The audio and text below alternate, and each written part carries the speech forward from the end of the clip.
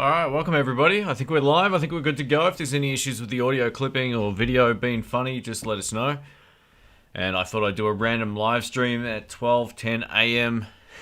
Melbourne, Australia time today, so why not, right? It's been a little while since I've done one. I figured we might as well kick one off right now. So I've been working on a few projects, getting a few more videos done. We've got another Keys to the Guitar Shop video coming up, hopefully this weekend. It's already finished. I've just got to upload and schedule a few more things, but yeah, some cool stuff coming up. So a good mix of things, as well as a couple of pedal videos, which I haven't done in a long time. So yeah, it should be fun. Welcome everybody. We've got Lincoln. How you doing? We've got Patar. Welcome. Jordan, thank you for joining in. I appreciate it. Hope you're doing well. We've got Robert from New Jersey. Awesome stuff. 9 a.m. in Jersey. Very cool. We've got John Lemonade. Cool name. Charlie's Guitar and Gaming. Howdy, mate. It seems to be a thing with guitar players. They enjoy the odd game. Me too. I don't mind doing a bit of that. We've got Christopher. Welcome. We've got Andy Johns. Fishy Paw. Welcome, mate. Lithgow. Lithgow. I'm not sure how to say that the right way, but either way, welcome, John. We've got Mike from Sebastian, Florida. Very cool. All right, let us know where you're from, guys, if you've joined in for the first time, or if I don't know who you are. We got Rika from the Philippines. How you doing? Welcome.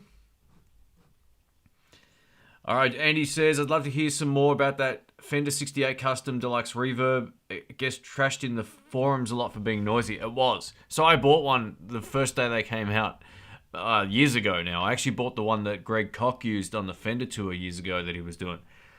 And it was noisy. It was noisy when you're at idle. When you play, it's fine. It's just had a lot of white noise behind it. The new one, the latest one that I've tried, was fine. It didn't have any noise. So whatever that problem was back in the day, it seems to be corrected on more newer versions, or at least the ones that I've tried. I always suggest probably trying them out if you can ahead of time, because that may drive you nuts. It did have a lot of noise. I actually owned the 68 and the 65 back to back, or at the same time, I should say. And putting them back to back, the 68 was a lot louder. But overall, great amplifier tone-wise. We actually use it again on the next Keys to the Guitar Shop in one of the sections. It's very cool. Actually, Brian does, this other guitar player friend of mine who's a monster. So I hope you like seeing someone a little different on the channel. We got Mark from Clearwater, Florida. Very cool. Bill, how you doing, mate? Hope you're doing well. We got Bob. Welcome. All right, got Mark from Brisbane. Very cool, mate. Or very warm, I should say. It's raining here tonight. Melbourne Beach, Florida. You know, I haven't been to that Melbourne. That's one thing that I should do. Compare Melbournes. Or Melbourne. All right, yeah, it's early in California. Cowhide, I bet. We got Petoskey Stoned. Welcome, mate. Hey, Aaron Short. How you doing? We were both in the Peter Greg live stream yesterday. Was it yesterday? 2 days ago. 2 days ago, my time. I wasted too many years of my life gaming. Well, you know, it is what it is. Sometimes it's good to just zone out. I feel a bit guilty of that too. Back in the day, I used to run an online gaming network for an internet service provider. So I was the guy setting up all the gaming service for people. Yeah, I get it. We got Robert from the Netherlands. How you doing? All right. What do I think of the dual humbucker Fender Professional 2 Deluxe guitars? So the Professional 2s so far have been outstanding, and I've only tried two of them, the Tele and the Strat, being a lefty. But I don't think you can go too far wrong with those guitars. I think they're really, really good. Just all experience with it, both myself, Rick, and a few of the other guys I know, they got those right. They really did. I haven't tried the dual humbucker one yet. Hopefully on the next one we do with Rick, I'll see if he can pick one up and have a play at the store. Traverse City, I've been there. Very cool. Let me scroll down. Tensolo Music, welcome, mate. I just sent you an email, actually, so hope you're doing well. Floop-de-doo says, I bought a PAL 800 based on your recommendation. Awesome pedal. Thank you. Hey, no worries. I'm glad you like it. It is arguably the best Marshall in a box of all time. They really got it right. That guy, is it Louise, I think? Louise? man, he makes some great stuff. He really nailed it. And Tone King got me onto that. He was the guy that first reviewed it that I found, and yeah, it was super cool. It really nails that tone. Hey, Amanda, how you doing? Hope you're doing well. Thanks, Tony. Hope you're going okay as well. We've got Dzoni, is it? Is that how you say it? Sorry. From Bosnia. Very cool. Welcome, mate. Have cool breakfast and blues in Fort Collins, Colorado. Very cool. I hope that's Colorado. Sorry, I'm not good with abbreviations. All right. Aaron Short says, I just got a PS5 and it's awesome. It's an awesome time waster. Yeah, look, if we all put the same amount of time into guitars we did into games, we'd probably all be on the wall back here. But the sad reality of it is there's distractions, right? It also depends on what you do as a day job, man. Sometimes doing other stuff like that can be just relaxing and enjoyable, you know, so it is what it is. Oh, we've got Jamal here. Welcome, mate. Sorry if I didn't say hi before. I did see a name pop up. Welcome, mate. Hope you're doing good. Is this considered working from home? For you. Yeah, well, I don't know. I guess. Everyone watches YouTube at work anyway. I think when I was working in IT, one of the biggest, like, bandwidth hogs was YouTube during business hours. That tells you something's not right. Or very right, depending on how you look at that. Aaron says, I love my Princeton, but I need more headroom. Would you suggest a higher watt amp? What do you think of the Fender Tonemaster amps? I love the Fender Tonemaster amps. I've got a video coming up of both the Deluxe and the Twin side by side. I've already reviewed both of them, and I have the Tonemaster Twin down here, which is awesome. And I've almost just got a newfound appreciation for it. Recently on the channel, I did that guitar duel thing with the John Mayer clip that he posted. And basically, I just had it cranked on like 22 watt mode, and it sounded awesome. So Rick came over, well, he's over tonight. We did some videos, but he came over a few days ago, and I said, plug into this, and he turned it up, and he's like, wow. So, yeah, if you want more headroom, they're pretty much as clean as you're going to get, but the Deluxe Reverb is still going to have the breakup sound at the volume the amp would break up. So my suggestion is if you want clean headroom and something light and loud, go for the Twin. Or you can go for something like a Hot Rod Deluxe if weight doesn't bother you too much.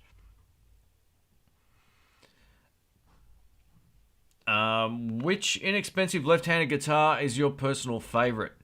Look, I would say of all time, it's probably the Squier Classic Vibe series of guitars. Now, I've owned the 50s Tele and the 60s Strat, and both were great. But I almost have to say that the 70s one that I reviewed recently is really good. Like, it's extremely good. I would probably buy that if I had to buy a Strat again in a Squier. They're both awesome, right? There's other great inexpensive brands like SX and Harley Benton, but the Squier Classic Vibe's that sort of compromise between price and quality. It's pretty tough to beat. That's just talking about those kind of guitars. Now, in terms of less expensive ones than that, you know, the Artist 335 I played recently was really good. I know they're not available everywhere, and I found out today through Hutch from BA, so thank you, mate. He said, due to the Gibson, I guess, copyright laws when it comes to guitar shapes and stuff, artists can't sell them overseas, but those are really good too if you live in Australia. There's plenty of great inexpensive guitars from Epiphone as well. There's lots of good ones out there. It just depends on what you're looking for. Let me scroll down. Have I ever tried the SX acoustics? I haven't. No, I've never seen a left-handed one anywhere. Plus, I don't tend to look for acoustics that much. You know, I had a chance to buy the acoustic guitar I've been waiting to find recently. And, yeah, I didn't end up getting it. It won't get used. I already know that. But, look, if the acoustics are, you know, of the same standard as the electric guitars, considering the price, that has to be pretty good. Randy says, much love from Southern Illinois. Thanks, mate. I hope you're doing well. All right, plenty of folks here. Welcome. Have I ever tried the Fender Rampart tube amp from about 7 years ago? You know, I didn't try that one. No, I ended up buying the Excelsior, and I also had the little red valve amp. Little what was it called? Someone will remind me of it. It was like it looked like a clock radio basically, but it was red. It was like 1 watt, and I had that. Let me just double check what that actually looks like. I ended up buying the Excelsior. Let me just mute that. Sorry, guys. Fender Rampart. What does it look like? Oh, yeah, I have tried this actually in the shop. That was in the same store that I actually purchased my Excelsior from. You know what? I can't really remember what it sounded like, to be honest. So I haven't done a video on it, though. I've only seen it and plugged into it once. This was years ago. So the Excelsior was like, I ended up buying that one over it. But yeah, I can't remember. Sorry, mate. But I just seeing the photo of it, I do recall it now. The problem with those amps, and even with the Excelsior, first thing I had to do was fix all the valves. I just pulled them out on tubes, put the new ones in, and it stopped the rattle. All those cheap ones they put in those Chinese-made amps tend to rattle pretty badly. So once I did that, I put a set of JJs in there. It was far better in terms of just, it didn't have that oscillation sound. So you may need to do that if you're thinking about buying one of those. Speaking of 10 Solo Music, Rick and I shot we shot a video of his Vola.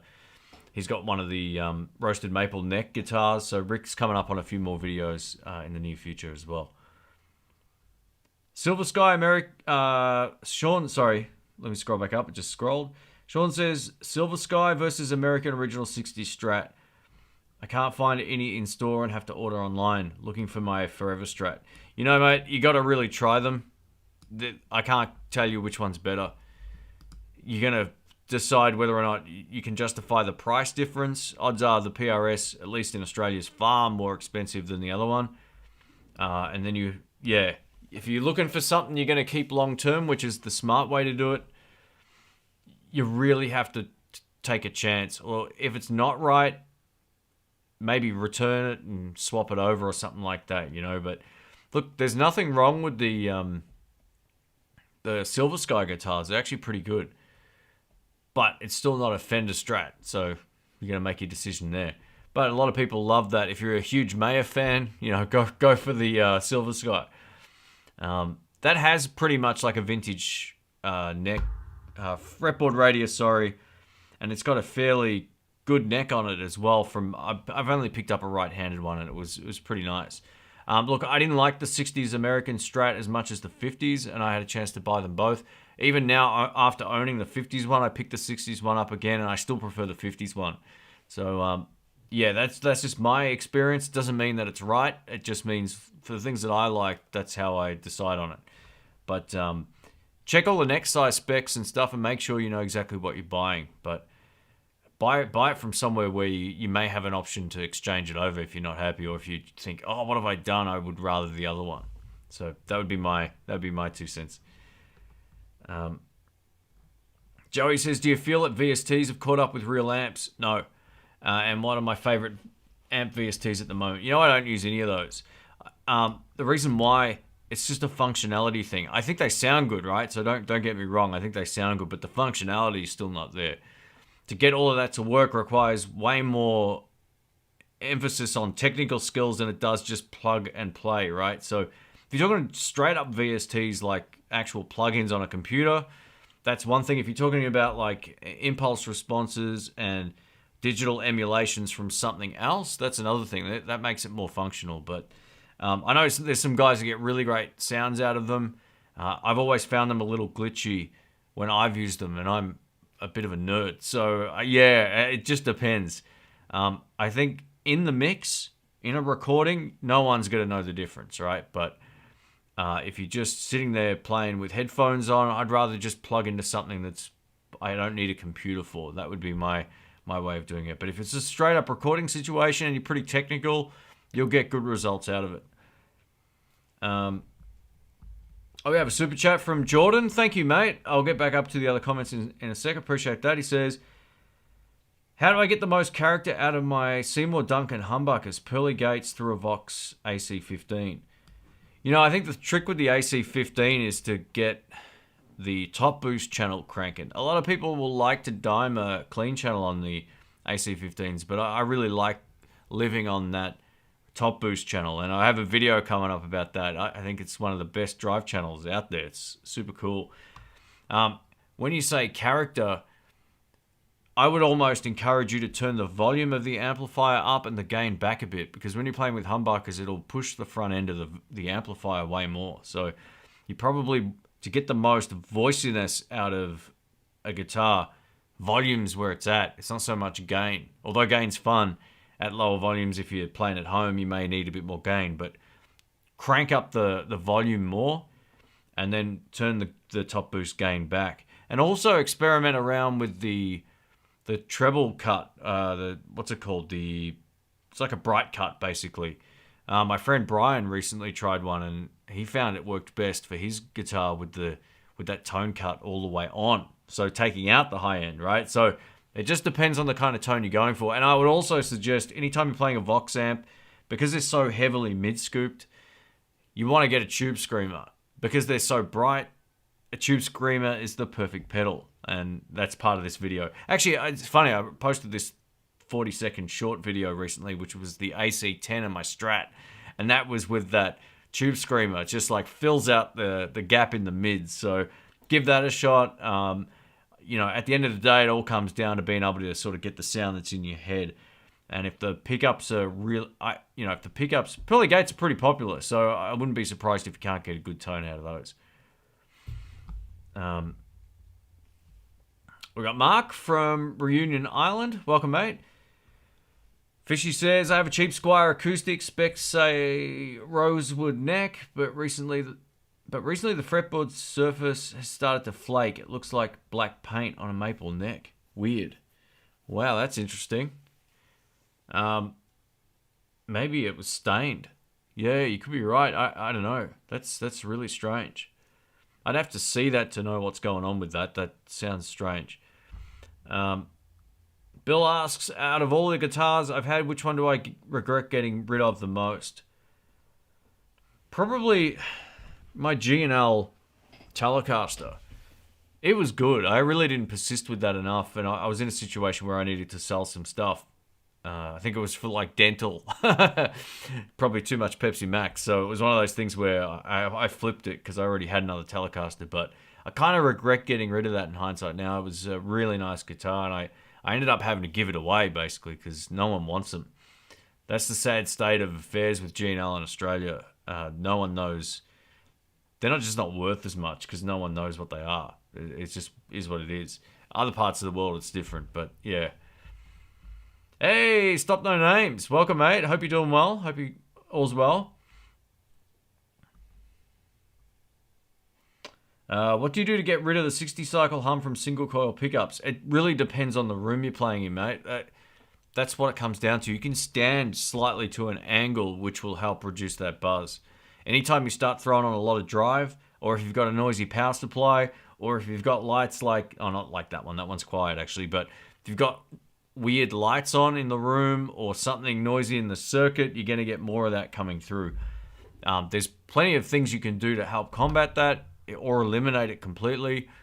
You could you could talk about noise gates, which I don't personally like that much. I never use them. Or you could talk about getting noiseless pickups or playing on the in-between positions that might cancel the hum that way. There's also other options that you can mod your Strat with to stop that buzz completely out there as well. But it sort of comes down to how bad is it and why is it so bad. I would plug the guitar directly into an amp and see if that's really noisy. And if it isn't, then it's something else in the signal chain. But yeah, I've just grown to kind of put up with it now. I'm playing a Strat a lot more again, and my single coil Tele, it just doesn't bother me at all. Even the Vola. Like, the Vola has mostly noiseless positions in it, but the neck pickups on a Strat, man, they're hard to beat. They sound so good.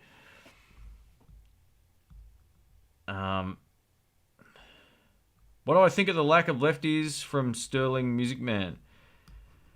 Yeah, I've only played a few over the years, so I don't, I don't really like frequent their website, but I haven't seen many. I went to the largest Music Man retailer in the world, which was in Germany, and I think they had maybe one lefty, and they had like 200 right-handed ones or something. So yeah, there's not a lot. They're a really underrated guitar. I think that's another guitar you buy to keep, but you can't resell it if you ever choose to.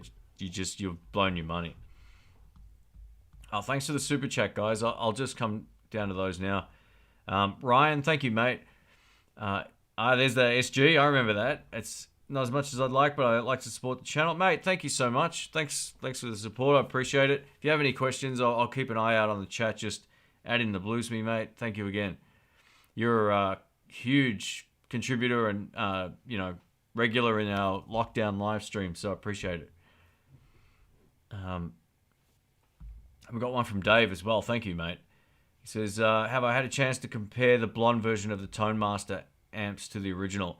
I haven't compared them directly. I went to do that, and the one that I was going to borrow was sold, so I had no luck. But hang in there. I'll do that 100% coming up at some point. I'd actually love to get the twin version because the twin lives here. So I think you're just going to notice it won't necessarily be better. It'll just be different.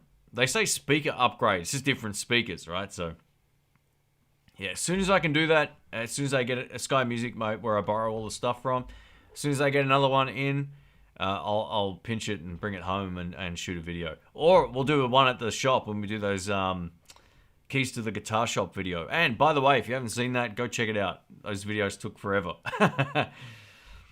Yeah, Sean says play in positions 2 and 4. That's in relation to the 60 cycle hum. We get the 50 cycle hum here. Mario says, hi Shane, I actually have a Helix but want a pedal platform for home. Do you think the Katana will do the trick? You know what? It will. The clean channel on the Katana is a good pedal platform. It's pretty cool for that kind of thing. I recently got to hear one in the live mix with my friend Rob, who I borrowed the original Katana from. That was his, and he was running a tube screamer into it. I know it's a different thing to a Helix, but it sounded killer. It sounded so much better with a pedal board going into it than it ever did just with the effects on the amp. So yes, you should be fine with that. I would rather buy that over one of those full range speakers, because you're buying a PA speaker essentially, right? You're better off buying an amp. It means you don't need the Helix from time to time as well if you just want to noodle around. So definitely do that. I think that would be a good move. All right, thank you again, Dave. And Bill, thank you, man. Far out. Sorry, Ryan and Dave, thank you guys. I appreciate it. Pedal Room, welcome, mate. Bill, you're a madman. Thank you. Hope everyone has a great day. Off to work. Love the live streams. Thanks, Bill. I appreciate that, mate. Thanks for all the support as well. It's time we send you something else. Thanks again, mate.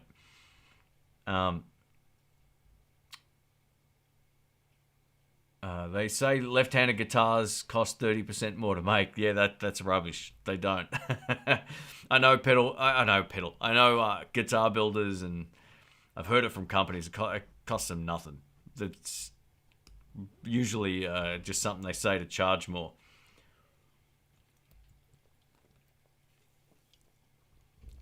All right.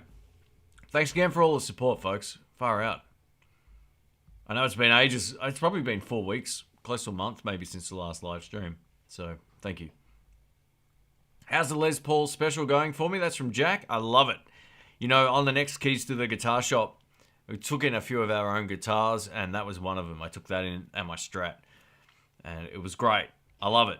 So, yeah, no buyer's remorse with that one. It's been super cool. I actually played the SG, and that video is in the queue still to go live. I've been slowing the pace down a bit on the releases, and the SG special is awesome as well. It's very, very cool. It's like a good, for what you're paying, you're getting a great guitar. You could pay more and get not much more back, but I really feel like they're another sweet spot guitar in terms of what you can get for the price, at least anyway.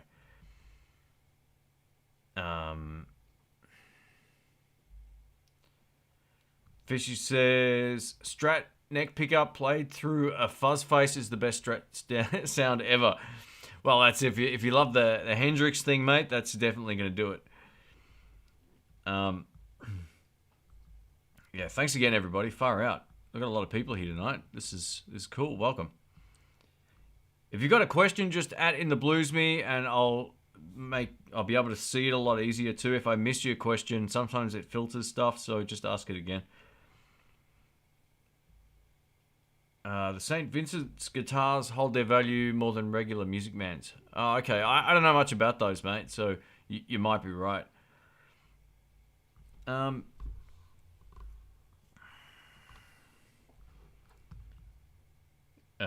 also says, if I was going to get a Tonemaster, I'd get the Twin. I feel like it's...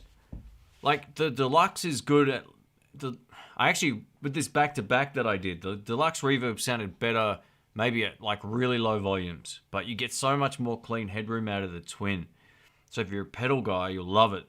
It's kind of strange. I really feel like Fender should have turned that Deluxe Reverb into a higher watt amplifier, or given you just a straight up clean tone on there as well. I know that kind of changes it from the emulation of a Deluxe Reverb, but it would have made it far more functional, like a 40 watt Deluxe Reverb that didn't break up on an extra setting. And then you could just have all the rest of it the same as a normal Deluxe. That would have made it awesome, but they're both fun. They both sound very different to each other, and yeah, it's pretty cool. So you might have noticed some of the videos have sort of changed the way that I'm making them. That video will be completely different. I'm starting to do a series where I take a lot of the frequently asked questions, turn them into videos. Figure, why not? Try something different.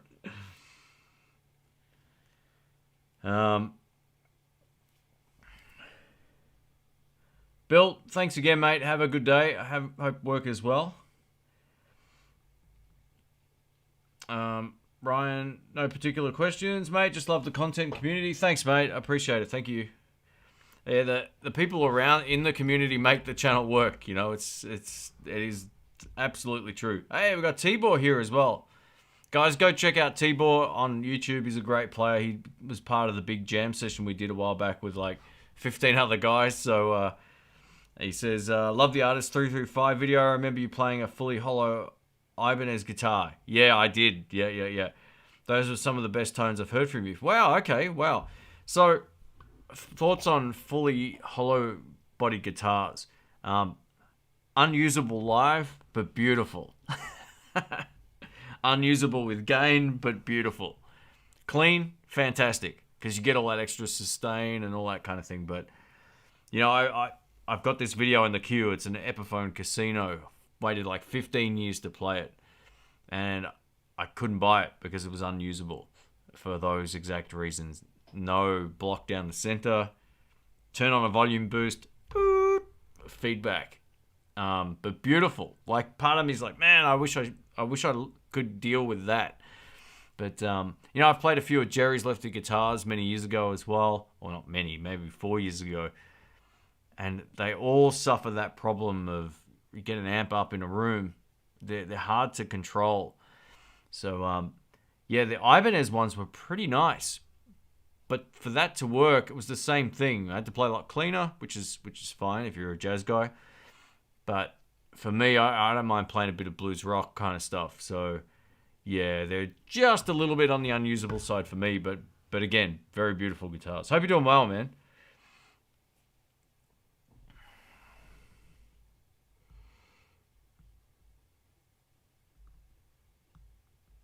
What do I think of the Vintera Strats and Tallies? Very cool.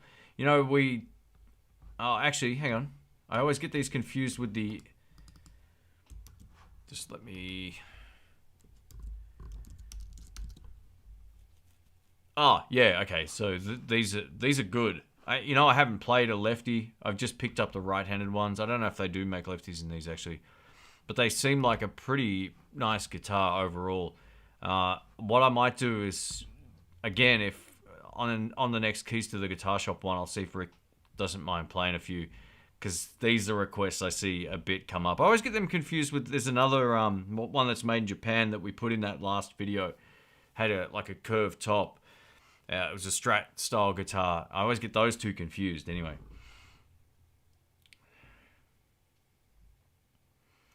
Maurizio says, Shane, when upgrading Squier, Epiphone, Harley Benton, etc., I find that taking A-brand pickups like Seymour Duncan does not really make sense. Can you advise another brand price-wise? You know, you realistically don't need to change the pickups in Epiphones or Squiers unless they're like really low-end ones, like under $100. Like the guitar's worth under $100. Sometimes those can be pretty rough. You know, there's a brand called Tone Rider. Have a look into them. They make good pickups for lots of different styles, and they're like $60. I wouldn't be putting well, you know what?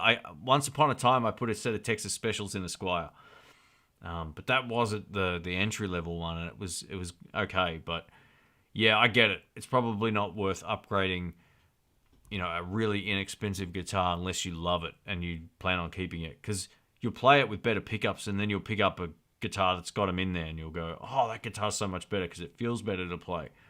So you may just be blowing your money. But when it comes to guitars like SX, I've used those live and they sounded fine. So I would probably say hold off on doing that. But if you really want to change them over, look into the Tone Rider pickups. They're pretty good.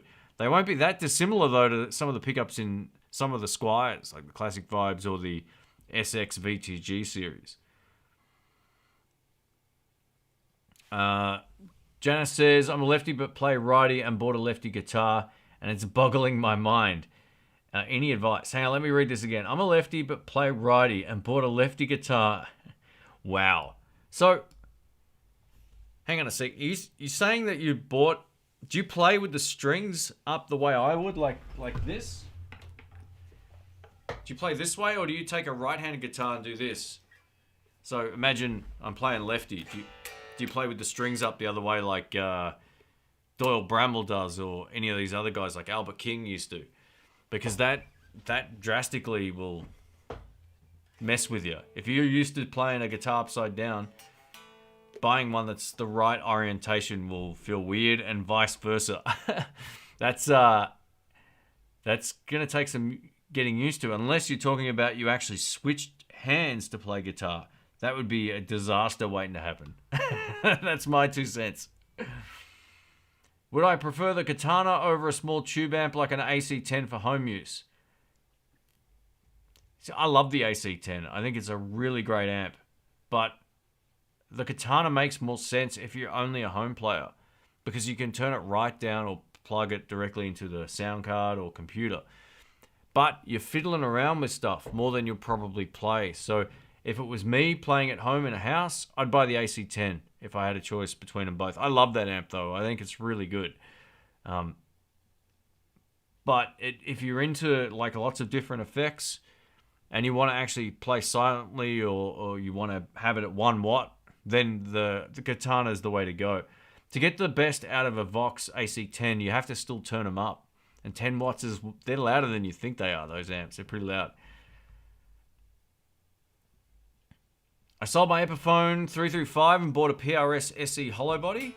Couldn't be happier. Very, very nice, mate. I have to play my PRS a bit more. I haven't been using it much lately. Not because I don't want to. I just haven't changed the strings on it for months.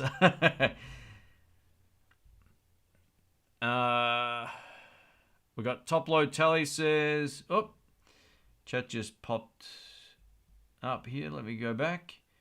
He says, greetings from Alabama. Oh, g'day, mate, from Alabama, sorry. Have I had a chance to evaluate the Slick SL51? It's pretty rad. I don't know what that is, so let me have a look. Slick. No. Oh, man, is this... Why does this Hayes Guitars come up when I look for this? You know what? They look good for their price. Guitarfetish.com. Okay. Yeah, I don't know what they're like, to be honest, but they look kind of cool, but that doesn't mean they are good.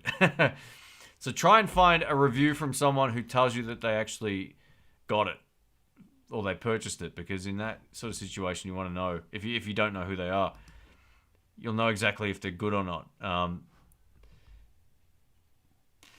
Or at least tell you how they got it, so you're not watching a commercial about it. So, yeah, I don't know. I really don't know whether or not they're any good, but they look like full-blown Fender relic guitar rip-offs. In some pretty cool ways.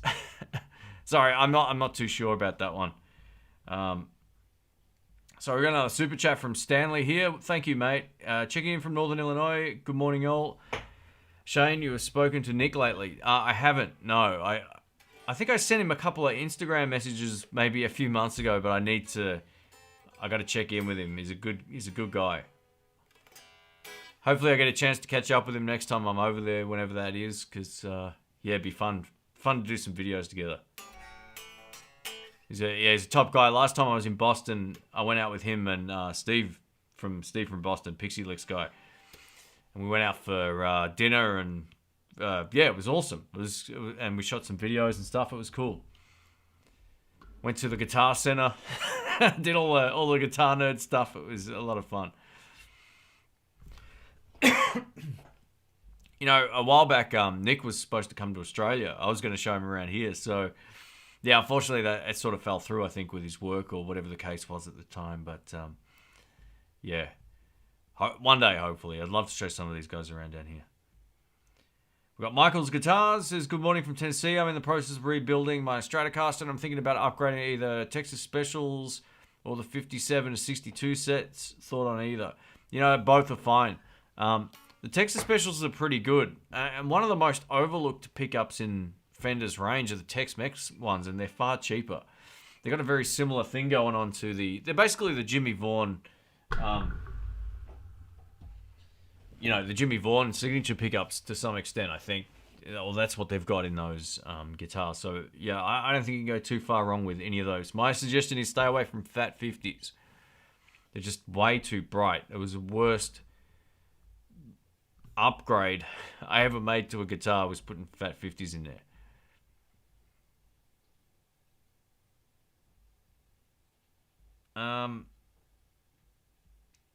Sorry if I missed questions here. Cowhide says, do I have a website or channel for camera gear? I seem to remember you mentioning it in the past. I do, mate. I do. I'll type it in. You can check it out. Cowhide. There you go.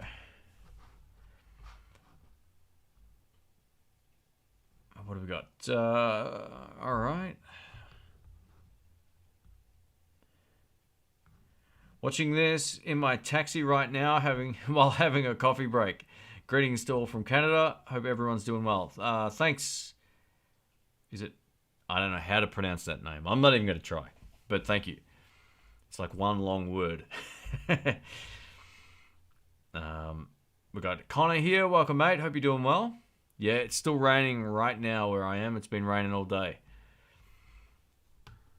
Eric Gales. Eric Gales is awesome. Very good. The problem, just to get back to Michael's question here about the pickup upgrade. There's so many factors that make pickup reviews pointless. I've been thinking about this more, even though I've done pickup reviews. Unless you hear them in comparison to something, and that's the kind of tone you're looking for, and you've got the same sort of gear, there's so many variables that will literally make just a straight up pickup review or demo pointless, because you don't know how it would sound otherwise. So it's really tough to get an exact sound. But my suggestion is, if any of this sort of stuff, you've got to listen to 4 or 5 videos and find out whether or not, or more, as many as you can, to find out exactly what you think you're hearing, and then compare that to maybe the ones that you've already got from other videos or from your own experience. You know, that it is tough to buy pickups from videos because you don't know the full scope of where, is it the pickups? Is it the amp? Is it something else? So yeah, just keep that in mind. It's a complete and utter rabbit hole. You know, I must have changed pickups 5 times in one of my Strats, and I was still unhappy with it. So, yeah, it is what it is. So thank you again, Stanley. I appreciate that, mate. Thank you. Ryan says, I'm working on a Strat with a Voodoo route and all that fun Jimmy stuff. Very cool, mate. Might make a fun test for you. Cheers, man. That'd be super cool. You know, I always say this is a great example of why I don't usually borrow stuff off people who are subscribed or friends of the channel or whatever. Because I sent a guitar back and the courier company lost it. I completely lost it. It was signed for, it went, and it got lost somewhere. And that was the end of it. So I'm pretty untrustful of the courier companies when it comes to getting things back. So, but thank you. I appreciate it. I just don't want to be held responsible for that. Hey, we got Robert Baker in the house. Welcome, mate. Hey, Landon's here too. Welcome, man. It is getting late here. It's 12:50 a.m. I'm going to be signing off right at the 1 hour mark tonight. So I'll try and timestamp this before I get to sleep. And if I don't, I'll do it in the morning. What do I think of the Bad Monkey Overdrive? Will it be the next Klon? Absolutely not. It should never be the next Klon. They're good, but they're not nothing special. There's a million pedals that do that as well or better at the same or less expensive price point. So yeah, I would go get a TC Electronic Elmer combo before I go buy a Bad Monkey. And I've owned and purchased both. So yeah, I've owned them both from buying them. Yeah, I don't think the Bad Monkey is as good as what people think it is. It's just a Tube Screamer clone. Behringer, the TO-800, the first pedal video I ever put online back in 2006 or 7 or something, that was just as good, right? So I just didn't understand the whole thing around the Bad Monkey. I think that it's a great little pedal, but you shouldn't pay more than 40 Australian dollars for it, maybe 50. Yeah, so that's my 2 cents on it. I don't think any overdrive that's current will end up like the Klon. It's just overhyped beyond belief. I wouldn't... Yeah, anyway, it's crazy. Let me know if you think a pedal's worth, you know, a couple of $100,000. I don't think that's... What's the original one worth? Some dude bought it recently, right?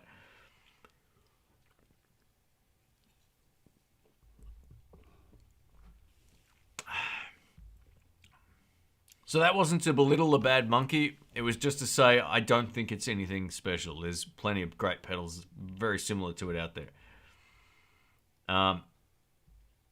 Pizza. Oh, that's to Ryan. Sorry, mate.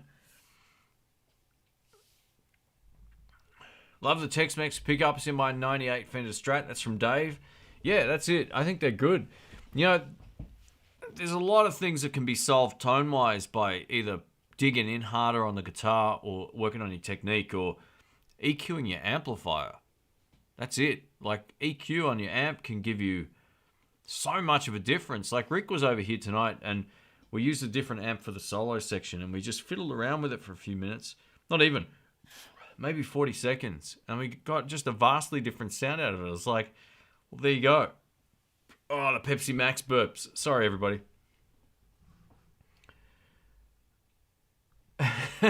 Quentin, good stuff, mate.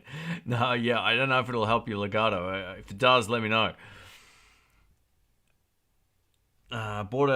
This is from Don. He says he bought a classic Les Paul this week after seeing me play one on my show. Also, got back into it and love it. Hey, great stuff, Don. Congrats, man. That's super cool. The Les Paul classics are beautiful. Jamal, who was here before, I'm not sure if he's still in the chat, he bought one of those as well. So, yeah, very nice. We got, sorry, I read the comment, but I didn't see who it was from. We got someone from San Fran here, very cool. Rick says, can't wait for the next keys video. I'm going to try and schedule it up this weekend. I've got 2 of them ready to go. I'll do it as a live premiere on probably Sunday. I think I'll release that video. I've got so many. I'm sort of spreading them out further now, so you're only really seeing 1 or 2 a week. It's just I need to sort of take the foot off the accelerator and put more time into the vids, and it's been good. So I've been enjoying it. Too many $30 TS clones out there too. Yeah, there's lots of them, and they're you know, that's why I don't think the Bad Monkey's anything special other than it's got a cool name, right? So yeah, get the TC Electronic Macambo pedal now. It's just called or Cambo. They had to change the name. Maybe that'll be a collector's item. You know, it was the best like 50 or 60 bucks I spent. I can't remember how much it was. Something like that. It didn't cost much. Pete says, have you seen the new Squiers for this year with the roasted maple necks? You know, I haven't. No, that's very cool though. Thank you. If they come to the store at some point, I'll see if I can get my hands on them and borrow them or something like that. But I'd be really keen to check those out if that's the case.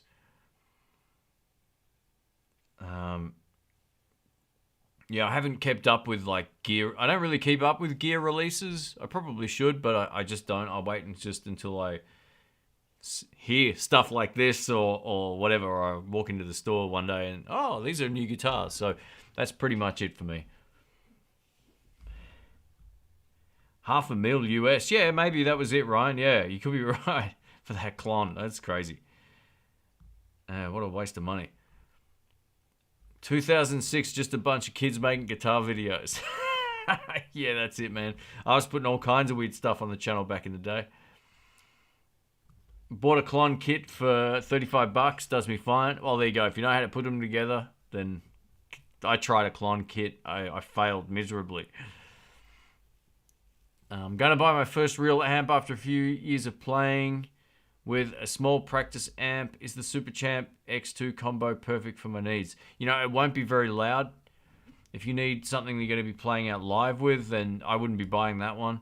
If you just want something that you can play at home, that will do a great job. They're just not loud enough. I think they're 15 watts or something like that. And they're half digital, half valve. Not all of the X2s are like, I don't think any of them are a straight up valve amplifier. This, unless something's changed since I remember testing them. But they're really cool little amps. For what they are, they're good fun. But if you want something without any digital emulation, go for a Fender Blues Junior or a Vox AC10 or a Marshall DSL20 or something like that. Just go for something that just does one thing really well.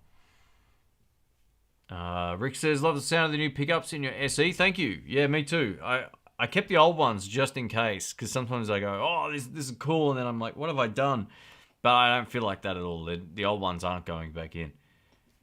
At least not yet. I don't think they will. Yeah, that guy makes some really great pickups inspired by the Allman Brothers. That's his thing. He loves the Allman Brothers, and everything he makes is some sort of tribute to them. So I think that's kind of cool.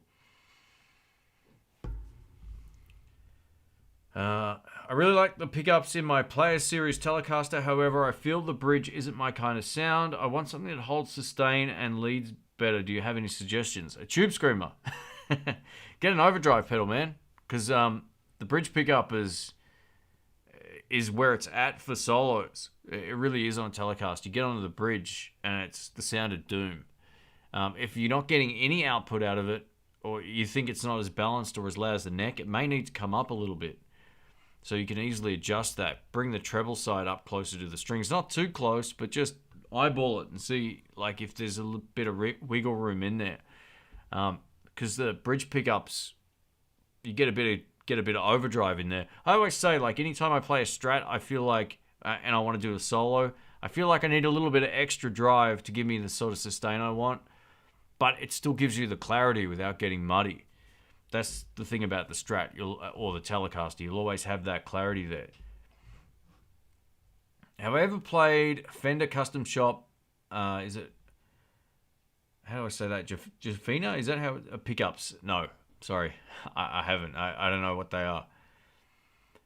Is that like the new Abigail Ybarra pickup winder? Is that who that is? I could be wrong, but I'm not too sure, mate. Robert says, oh, sorry, the chat just... why does it do that? Why? Oh, man. Ah, here it is. No. Sorry. I lost your question. RS Guitarist from Geelong. Welcome, mate. Oh, here we go. Dominic says, I really like the pickups in my... Oh, no, I already answered that, so I can't be too far away from the other one. NJ, welcome, mate. We got Sean says, the Helix model is the best Klon clone. Man, I don't know about that. There's plenty of great Klon clones out there. There's just lots and lots and lots of them. So, yeah, it just depends on if you like digital stuff or if you want an analog pedal. I always say the best, most affordable one is one that is up here.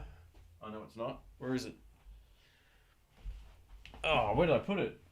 Anyway, there's one by a company called Shelly, which... Oh, here it is. We're actually using it the other day. This.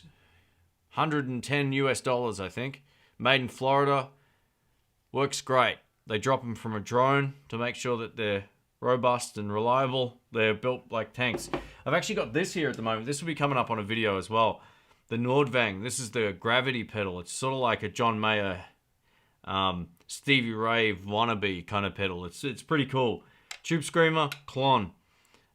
Yeah, that way around. So that's the Klon, that's the Tube Screamer. And that sounds legit. It sounds really legit. It's pretty cool. There's plenty of great ones out there. So just because something's less expensive doesn't mean it's not going to sound as good. You're basically paying for where it's made, who makes it, and the visual and advertising costs. Like this, right? I know a lot of people go, what about the Wampler one? Well, the Wampler one isn't any better than this. They're both made in the US. So what's the difference? What are you paying for, right? So there's other costs associated with it. At least that's my interpretation of it. I mean, I'm not saying Wampler doesn't make great stuff. He's a cool guy and he makes good pedals. But, you know, this is just one dude at his house making great pedals. One's a bigger business, so there's other costs, right? So I think you're paying for other things when it comes to some of these effects. But I still stand by this. I've kept this for years. It's been really good. And it's got Velcro on the back. You know it's been used.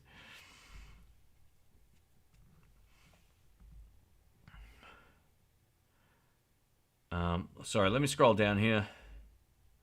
Robert says, I like the Klon sound from time to time, but not a tone I really hunt for. Yeah, they're only really good in the live mix, man. Like, if you're playing into a valve amp cranked, then they absolutely sing in the mix. They do something pretty special. But you're right, I get sick of it really quickly as well. I like using them as a boost. It's funny because this is basically the pedal combination I used for years. I used to use a Klon KTR into a Maxon Overdrive Pro. That was my two overdrives of choice for years, and it was great up until the Royal Flush. So I'm keen to sort of see whether or not that does that sound really well, and I'll be able to put that test on a separate video coming up as well. Let me scroll down. Josh says, am I able to check out any of the new Super Amps? No. The shop I borrow stuff from doesn't have them, unfortunately. I could probably... You know, there's a few Super Amps I really love, but they're so heavy that I just can't justify buying one. They're like just brutal. They're so heavy and really loud. I've pretty much sorted in terms of the amps that I want now. I really don't feel like I'll be adding much to the collection unless something goes. But yeah, if I can borrow one of them at some point, I will. But I as of right now, there's nowhere around here that I know that has them. And the 500k listing was for the first Klon. Okay, yeah, there we go. Yeah, that's stupid. Not the comment, by the way, but the price. Yeah. How come I didn't do a review of the Acoustic Jazzmaster? I'm really glad you didn't, by the way. Yeah, that's interesting. I'd be interested to see what people think of those mass release videos when they're like pummeled out to the audience on a particular day. First reason why I wasn't offered one, and I would probably assume because I'm a lefty, plus I don't know how much Fender actually likes me or not, so, and I never signed disclosure or non-disclosure agreements and all that kind of stuff. I never signed one, never will for any guitar product. I'm not interested in that at all. So there's probably a few things that they probably went, screw that guy. But yeah, I watched, I think, 2 of those videos, maybe 1.5. That was it. I'm like, okay, cool. Yeah, I'm not much of an acoustic guy, right? So for me, it wasn't overly exciting, but yeah, I don't know. Like, it's funny. Like, the mentality with the guitar audience is that no one likes that. But when a new camera comes out, if you're into tech, it's great because you get to go through all the different videos and go to your, like, 5 favorite YouTube channels. Like, I'll watch DP Review, TCS TV. I might watch, like, Jared Polin and Peter Gregg or whoever, right? Like, I'll go to my go-to camera review channels, and iPhonedo as well. He's got some good stuff, and I'll just like see if that's the right thing for the job for me, and I'll assess it based on everything I'm seeing. But with the guitar thing, it's like, oh no, why? So yeah, I'd love to see what people think about that. I was gonna make a video about that actually, but yeah, it might be part of a podcast coming up. It's just something I've been thinking about. You still playing bass yourself on the intro tracks? I am. Thank you, Dougal Dog. Yeah, hope you're doing well. Yeah, all the bass parts are me. I'm either using my Ibanez sound gear or the old Harley Benton jazz bass back there. Which, I don't know if you can see it or not, but it's back there. Now I've just ruined the camera. Oh no, there we go. Cool. Rick played bass on the video we shot today. So, yeah, anytime you see Rick on a video, he's playing bass on that video. In terms of this year, last year he was using backing tracks I already had. But yeah, that was pretty much how that worked. The Archer make good stuff as well, absolutely. Do you ever run a noise gate when running 2 overdrives? I never use a noise gate. I tried one live once and I couldn't stand it. It stopped the... I know what it's trying to do and it does it, but for my style of music, losing the dynamics wasn't worth it for me. So yeah, if it's going to buzz really badly, I'll grab another guitar that doesn't buzz if I'm at a gig. I always take a few guitars when I play live anyway. There's usually 2. One will be one that I want to play, and then the other one will be like something else I want to play if I have any of those issues.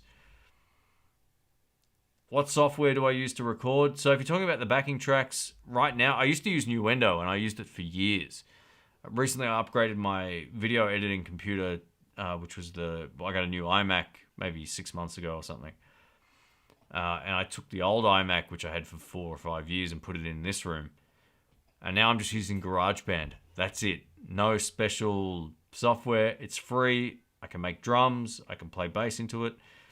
I can do all the guitar parts. That's it. So, yeah, it's easy. And it's enough. I don't need to have elaborate plugins or anything with it. It just does what I want it to do. So, for me, it's a lot of fun.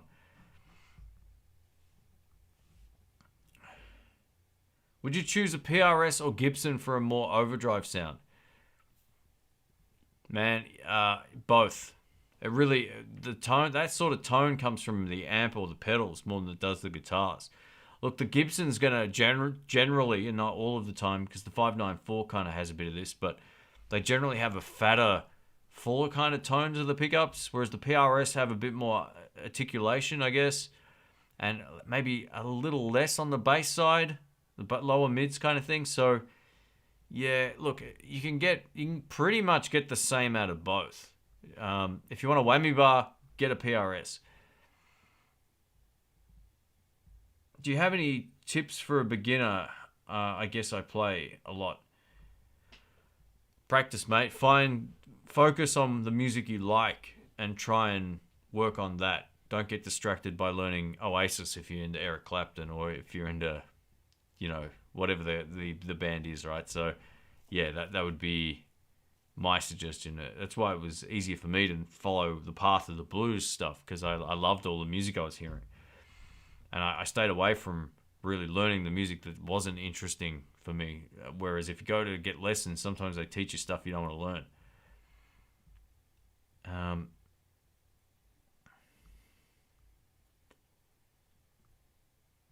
PedalPal should make a Klon. Lewis already nailed the JCM and Plexi. Yeah, I agree. I think his pedal would be fantastic.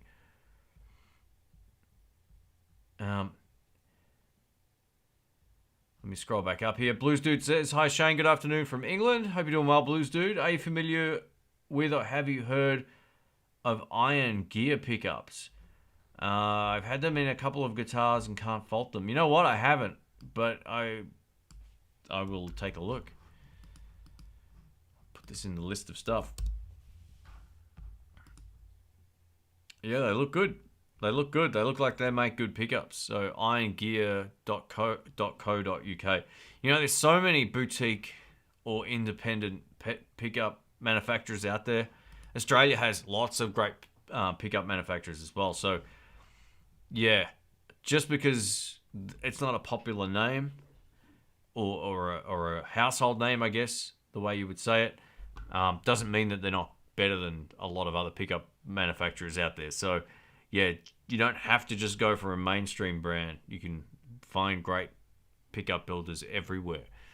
And if you get onto the forums or if you check some reviews or whatever, like Google reviews and stuff, you can find what people think of stuff pretty quickly. So, yeah, there you go.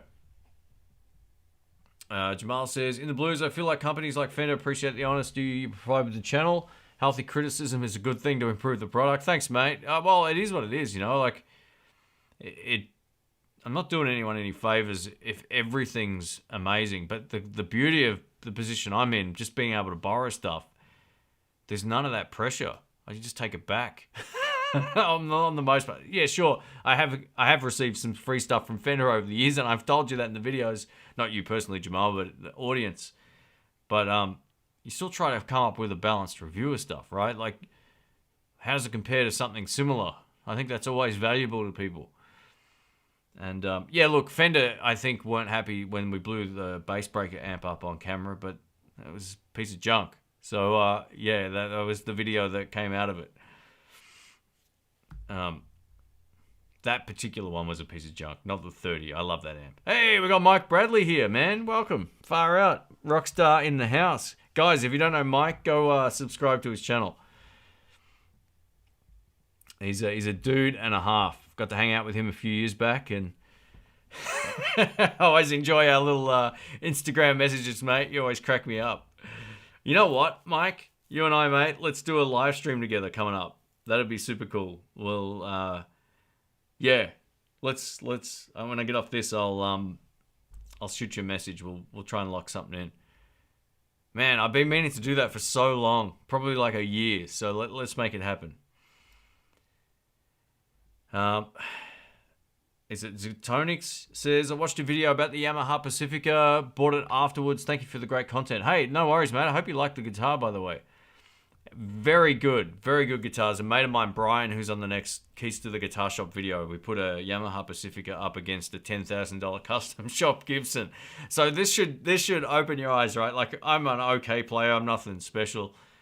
I was playing a $10,000 guitar. My friend Brian, who's kind of like Robert Baker but bluesy, he was playing a $189 Yamaha Pacifica, and it sounded great. So it's a great guitar. If a guy like that can rip on it and make it sound great, it means it's very, very playable, very usable. So awesome stuff. We got Crazy8360 says, "Just want to say hiya, Shane, Landon, everyone watching. Thanks, man. Thank you for joining in." I just missed a question on noiseless pickups. Where was it? Alvin says, "Any opinion on noiseless pickups?" You know, I've owned just about all of them, except for the newest ones. And the newest ones sound the best. So if you're going to buy like a Fender branded one, just get the latest generation ones. I had the Sumerian Cobalt ones. I had the vintage noiseless, which were the first ones out, I think. And then I also had the hot noiseless ones, which were the Jeff Beck ones back in the day. And they were good too. I actually liked those. The only problem you have with the older version of the noiseless pickups is only when you compare them to a normal single coil, you go, oh, it's missing this, it's missing that, but it's also missing the buzz. So, yeah, I think it's a good trade-off, pretty much. Not all noiseless pickups are good, but I think the latest generation one, I think they're the number 4s, are pretty awesome. Did you think the Tex-Mex pickups were loud? I think they're fairly hot. I'm pretty sure. Look, it's been a long time since I've heard those pickups in person. I never owned the Tex-Mex pickups. I've just heard them, right? I own Texas Specials. So the Texas Specials had a good output to them, and I'm pretty sure the Tex-Mex are around the similar. Just check the ohm rating on them. I can't recall what they are off the top of my head. So the higher the ohm rating. So check out the Texas Specials and the Tex-Mex output OHM, the ohms. And that's the higher the number, the more output, basically. Do you think it's still pointless to upgrade my Made in Mexico Strat pickups to the Custom Shop 69 set if my amp is only the Katana Mark 1? Mate, I'd be buying... yes, that would be not worth it in my opinion. I would buy a better amp. If you want far better tone, buy like a Deluxe Reverb or a Hot Rod Deluxe and a Tube Screamer or something. And that's not to belittle the Katanas. I still think they're good amps, but the pickups won't really change your sound drastically. Not because of the amp, but you're sort of like limiting yourself to that sound. Yeah, I don't think the difference will be as noticeable as you might think. But yeah, you got to do what you got to do, man. Part of the journey when it comes to finding good tone is trying it all. And that's what I did for years, was like, oh, buy another set of pickups. I had every set of Johnny Highland pickups he ever had through every company, basically. So I tried like 5 sets of Fender pickups. I tried, man, lots and lots of pickups over the years. So you just got to try it. And that's how I've accumulated like all of this useless knowledge. Spending way too much money on stuff. But the good thing is you can always sell stuff, right? So people will buy a set of pickups if they know like it's a Fender brand or a brand that they know. So it's not that much of a gamble. You might lose a few bucks, but you know, it is what it is. All right, I'll try and just take a few more questions and I'm going to wrap this up because it's like 1:15 a.m. here and my brain's starting to be worse than normal. Kay says, TS9 or TS Mini, and which do you prefer? What can you say about those two? They're basically the same. You could nitpick and say one will do a little bit more of this or that, but they're basically the same. The Mini is just smaller, right? So if space is a concern, then I would say go for the small one. But if it isn't, go for the full-size one. Or go for the one that's less expensive. You're basically buying the same pedal. There's only 2, or there's 3 in that whole range of Tube Screamers and Ibanez. Maxon Overdrive Pros and, you know, the whole vintage overdrive thing. So they started with Maxon OD 808. Tube Screamer rebranded that exact pedal. So you're buying the same pedal in a different box. That's what the Ibanez Tube Screamer is. They didn't invent that, right? They just invented the Tube Screamer name. So there's 2 that I've tried, maybe 3 that are very different. When you hear them side by side, there is a noticeable difference. So the Maxon Overdrive Pro, the OD 820, killer. Such a great pedal. The Apex 808, which costs a fortune, does sound very different to the bog standard one. And Rick and I got a video we're planning on showcasing some of this. And there's also the ones that have the nano tube in there from Ibanez and Maxon, and they sound completely different because they've got an extra gain stage. But any of those TS7s and 9s, they're basically the same. Like I said, you could nitpick and say, oh no, one has more of this or that, but in the mix, you're not going to hear a difference. After watching your videos, I purchased the Kalen Orange Burst and the Soul Food. I use them stacked. Use the Soul Food to drive the gain stage on my Black Star HT. Sounds awesome. Oh, good stuff, man. The Orange Burst is awesome.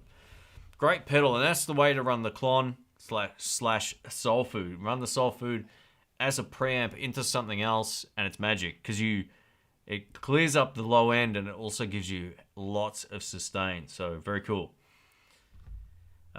Lincoln says, looking for a PRS SE Paul's guitar, but I can't justify spending $1,000. $1,000 new? Oh, SE. Okay, yeah. I could get a custom 24 for a little less. You know, I can't really help you with that, Lincoln. Sorry, mate. I haven't seen the PRS SE Paul's guitar before, so my suggestion is if you have an opportunity to pick them up, give them a go. Because, again, it's all about which one you like the best. And this is the thing, sometimes you pick up two guitars and you go, well, for only $200 more, whatever the price is, this is much better. It's not even a choice. I'm going to get the one that's more expensive. And other times it's like, I can't tell the difference, right? It depends where you are in your guitar journey as well. Like, where you might not notice a difference, or you might notice a huge difference. And then the price will justify that difference. So, I don't know when it comes to that one, unfortunately. If anyone else has played both of those, feel free to @Lincoln in the chat here. I had a 2020 Epiphone 59 and a Vox VT100 for a few months. What would be a good pedal for blues? Again, a tube screamer with a Vox amplifier is awesome. So it just gives you the sound you want when you want a solo. It gives you a mid bump.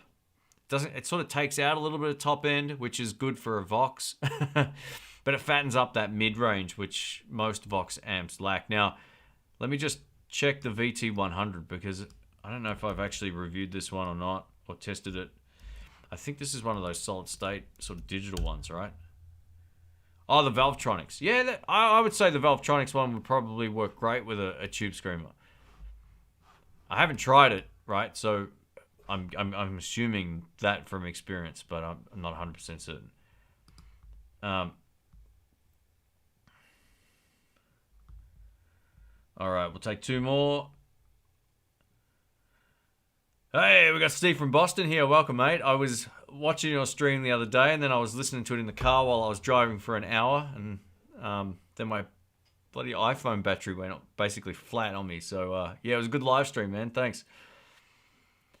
We were actually talking about you earlier, where we all went, me, you, and Nick went out for, or you, Nick and I, went out for food in Boston many years ago. It was very cool.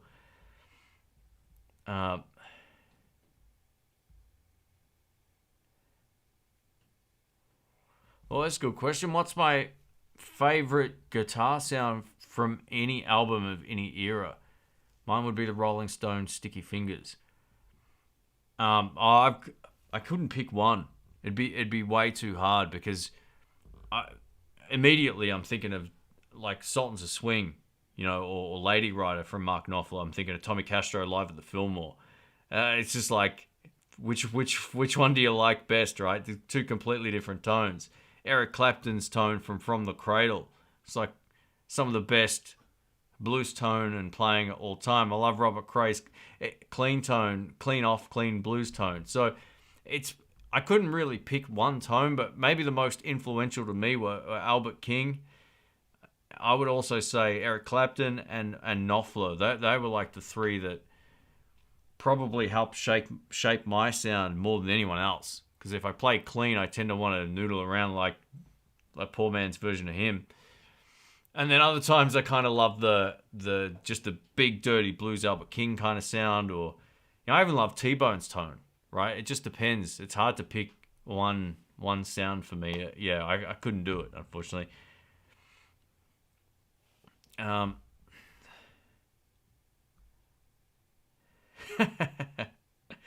Sean says, I just started losing my hair at 35. You made it to 50? Man, that's to Barry. Sorry. Yeah, I'm not 50. I was going to say, far out. If I look that old now, I'm in trouble. Mate, I tell you what, the best thing you can do is shave your head because no one cares but yourself. It's the best feeling in the world. One more guitar. Thank you so much, mate. I appreciate that. Thanks for the super chat. It says something for the tip jar. I love the channel. Thank you. Thanks everybody for the support over the years and over this year as well. Thank you. Not any day you can find a famous guitar YouTuber almost from Italy. Well, actually, what about Davey504? Or 501, 504? He's from Italy. I'm half Italian, but I grew up here, so I don't speak hardly any Italian. All right, well, I'll just see if I missed anything here. Thank you again, everybody, for hanging out. Steve says, I stayed up super late last night to score. Oh, the vaccination shot. I'm in. Oh, very cool, mate. Yeah, yeah. We'll see. We'll see what happens. We'll see what happens. I don't know when we're getting ours here, but hopefully at some point.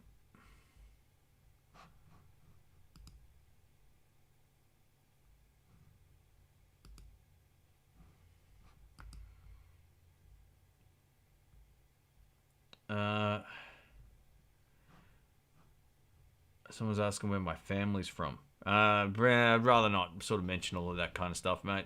But thank you. They're from the south of Italy somewhere. I know that much. That's only one half of the family. The rest of it's from nowhere near there. Sorry, guys. Oh, no. Okay. That's all right. No worries. Oh, wow. All right. 3 more. Hey, Shane, just want to say thanks for all the great content. Always keep it real. It's the first live stream I managed to catch. Good stuff. Hey, thank you, Will. I appreciate that, mate. You know, I haven't done many in the last month. I think this is maybe my first in the last 3 or 4 weeks or something like that. I sort of plan on trying to do them every second week, but it just doesn't always happen. I just end up filming something, and I'm trying to get the schedule done ahead of time again. So, yeah, it's been good for me to kind of take the foot off the accelerator a little bit, as I mentioned earlier. But thank you.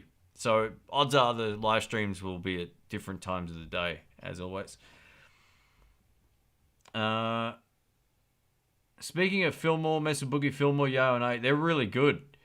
I would probably say yay if you ask me yay or nay. My friend Dave's got one. I borrowed one off him, which was what I thought was going to be not loud enough, and it was brutally loud. It's basically like 2 channels that can do the exact same thing on either side. So it's like a 3-channel amp on each side. So it's like a 6-channel amplifier. It's kind of confusing. You get clean, blues, and dry, and heavy on each of the 2 channels. So you can set them up basically the same or different on either side. Great concept. I love the simplicity of it, and far louder than I first thought it was going to be. And it shocked me just how good it was. So again, I always suggest trying stuff to make sure you like it, but it's one of those amps that surprised me. The best boogie I've played for what I like is the California Tweed. I would love to get one of them, but I don't want to spend 3,500 Australian dollars on one. Not that I want to get one from Boogie either. I just don't want to have to spend 3,500 bucks on an amp. It's just ridiculous. DSL 40 Marshall is great. That's Barry. Oh, did someone ask about a Marshall? Sorry, I may have missed that. Let me scroll back up. Sorry. Yeah, I'm a big fan of the Marshall. One of my favorite amps.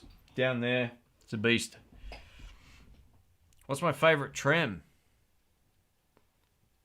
I'd probably say the Anarchy Audio Tremolo pedal, the Flutterby. That would be high on the list of the best tremolo pedals I've ever played. Now, I have 2 here, which I've had for a while, that I need to plug in. I haven't tried them yet. That's planned coming up. But, yeah, very cool. The Anarchy Audio one, I'm pretty sure is made in Australia from memory, and it is awesome. I'm not affiliated with them. They let me review one years ago, and it was killer, and I used it for a long time.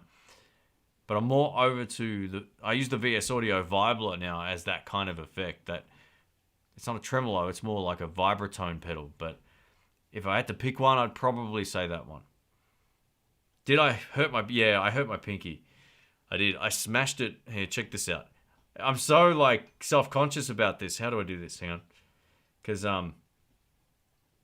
where's the focus point? There. It looks so bad. Everyone thinks I've probably got nail polish on. So if you see me hide my little finger in the videos over the last month, that's why.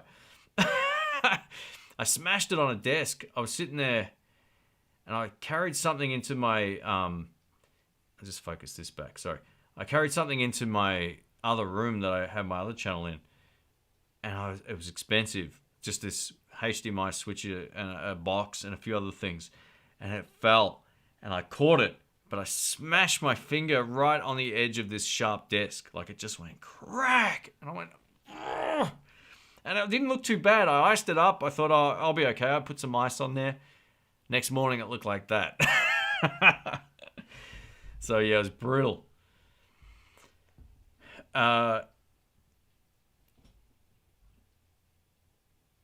Sorry, where's the... where was the chat? Oh, yeah, there we go. So, yeah, that's how I smashed my finger. Anjo says, thanks for doing them so late. It makes it easy to catch them in the UK. Yeah, I figured that might be the case because, yeah, it's good time. It's late here, but it's a good time for pretty much everywhere else. Is a Fender custom shop master built worth it, or would you say 4 good American Strats is better? Mate, depends how much money you earn. Look, would I buy a master built guitar? I probably wouldn't. But I'd buy a custom shop if I found one that I loved enough to want to keep. And if my income could justify it, right? But from where I'm at musically and all the tones I hear in my head, I can get out of a far less expensive guitar. I can get out of my Fender American Original 50 Strat or the Vola. So it doesn't really matter. So, yeah, those kind of questions, is it worth it? It sort of comes down to you. I always feel like a lot of the Fender guitars are manufactured with machines, right? I know they're relicked and all that kind of stuff by hand, but it just feels less expensive than a Gibson would, or a Heritage, or any other number of guitars out there. Even Suhrs are the same sort of thing. But yeah, look, it's up to you, mate. It's hard. You got to be able to justify it. That's all I can say. Best Marshall, Fender, or Vox under 500? It just sort of depends on where you live, man. Like, those kind of questions I can't really... They're hard to answer.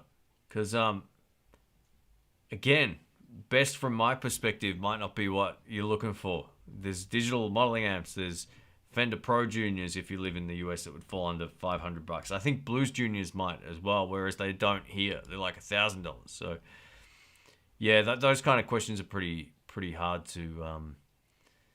pretty hard to answer, so it's all personal choice. Nail makes my hand hurt, mate. It was when I did it. I had to film as well. I was like, oh, I got to do this, and I was like, oh, sucks. All right, 2 more. Dennis says, thank you for the Artist Alternative 335 video the other day. Impressive guitar. Maybe they'll figure out a way to get them into the States.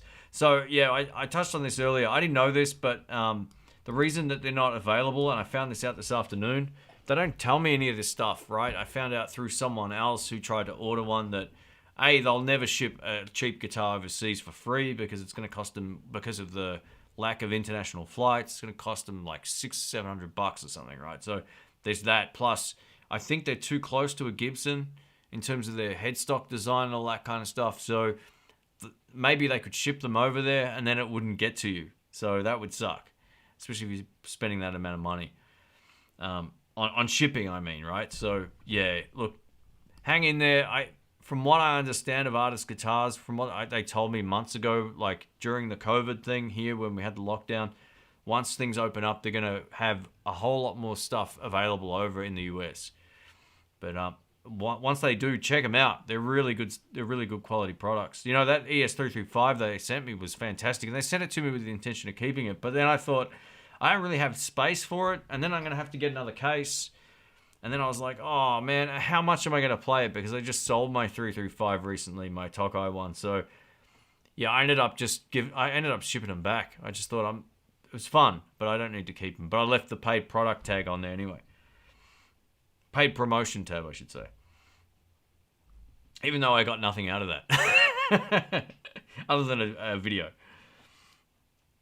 Poke the hole with a red needle. No, I don't need to do that. It's not that sort of blood blister. It's just, yeah, if it was one of those, I would pop it, but it doesn't hurt. All right, last one.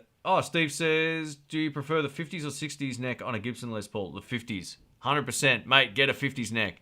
If you like chunky necks... Well, look, it depends. I got pretty big hands for a short ass. You know how short I am. You look like a giant next to me. So the 50 stuff is what I always go for. you know, even on the Vola, like this is a 50s neck. I absolutely love the chunk. And it takes the pressure off this part of my hand. Because I used to find when I played a thin American Deluxe Strat for years, I used to always get this sharp pain in here. So the fat neck for me was like far more comfortable. I feel like there's less pressure on the... I have to apply less pressure to do the same kind of crappy licks that I play. So, yeah, I'm a big fan of the 50s necks. Generally, when it comes to a Gibson or a Fender, I won't buy something that isn't, unless I love it. So the PRS has a wide, thin neck, which was different, but I love that feel. And my Strat, the 50s one, has a fairly chunky neck, but it's a soft V chunk. So it's kind of got a different vibe to it. But my Gibson and my Tokai both have 50s necks, and I love it. I think they're the best, mate. So if you've got smaller hands, you might prefer a 60s one. So, yeah, if you can try them, give them a go. But, yeah, I much still prefer the 50s for me personally.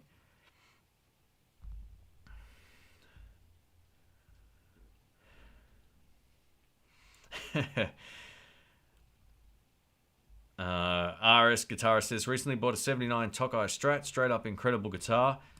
Beautiful, mate. That is really cool. Very nice. The breezy sound, right? Is that what they call the breezy sounds? It's funny how they come up with these names, man. Like, Love Rock is my Les Paul. You know, like, Love Rock. It's hilarious. It's such a great guitar.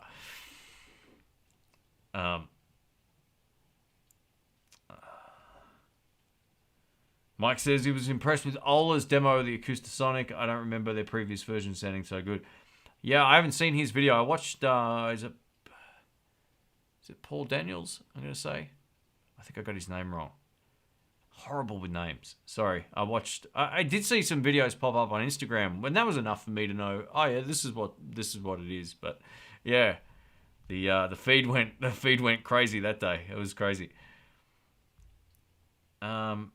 Kevin says, I did buy the Artist Brown Burst 58 in Australia. Do a lot of your great reviews. Thank you, Kevin. Appreciate that, mate.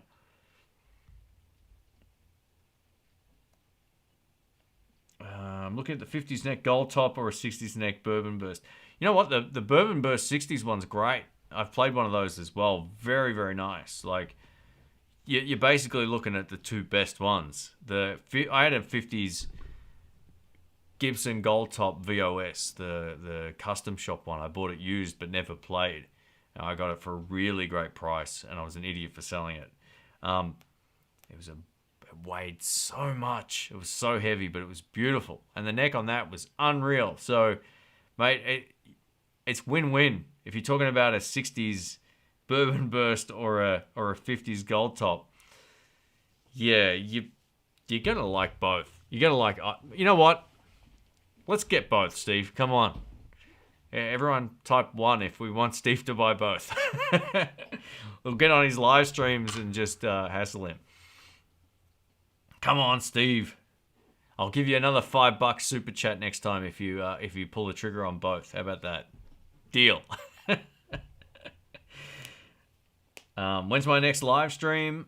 I don't know. I just do these randomly, but I'll try and get one together in the next week or so. All right, guys, we might wrap it up. If I missed your question, I apologize. There's been a lot of them, so I went a little bit longer than I was going to tonight, but it is what it is. An hour and a half. Very cool. Steve, get them both done. That makes it easy to, then you can just pick whichever one you want, put them back up on the wall there, and you'll be sorted. Yeah, the vote always wins, remember? So if we enable him, just hassle him on Instagram, send him messages on YouTube. We'll make it happen. All right, guys, I'm going to go. Thank you so much, everybody, for joining in and being a part of the live stream at this crazy time of the morning for me and whatever time it is in the world for you guys. And, the next live stream, I'll schedule up a day ahead. I'll try my best to do that if I can. So you're saying I should buy both? Come on, Steve. Do it. There you go. More guitars is more guitars. That's it. All right, guys, rock on. Take care. DMS, welcome, mate. Sorry I didn't see you in the chat there. Thank you. And we will enable or corrupt. That's what we do. Guitar enablers are corrupters. Absolutely. All right, guys, take care. Thanks again. And ladies and gentlemen, I should say, because there's a couple of ladies in here tonight. And VS Audio, welcome. And goodbye.